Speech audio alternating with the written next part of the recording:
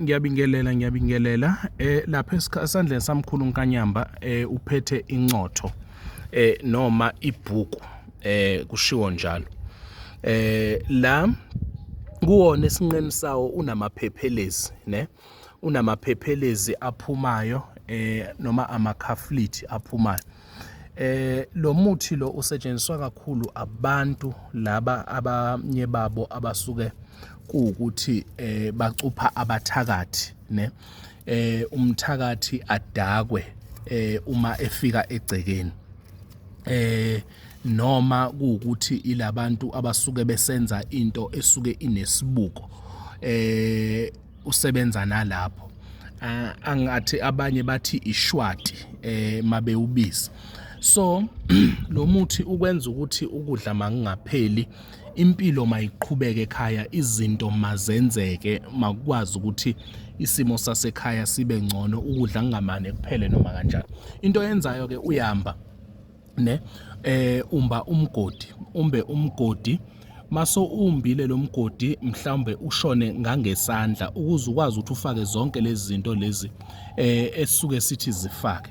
Lapha emgodini ufaka ukudla, kungaba irice, kube impuphu, kube ubhontshisi, kube izinto nje osuke uzozifaka ukuze ukwazi ukuthi uhlume kuzona.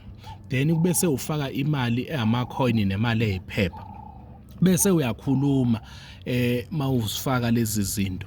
Mase ufaka wona uthi ngiyakutshala la umile ekuhlumeni kwakho uhlume ukwazi ukuthi impilo ishintshe la ekhaya, impilo ihlezi iyinhle, isimo sihlezi sisihle, ihlezi kuphilwa.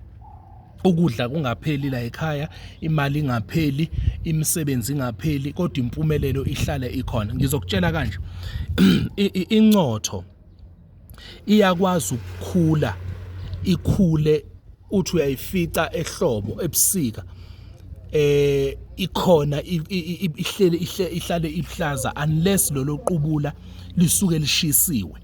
Makungashiswanga kuleyo ndawo iyahlala nje izimele ikwazi ukuthi ibe right. So nawe ke impilo yakho isuke izokwenza leyo nto. And okunye mawuyitshale egcekeni, abathakathi mabengena khona bayadakwa, adakwe umuntu angazi ukuthi uzokwenzani. Lokho kusiza kuprotecta wena nomndeni wakho unikwazi ukuthi nihlale nivikelekile.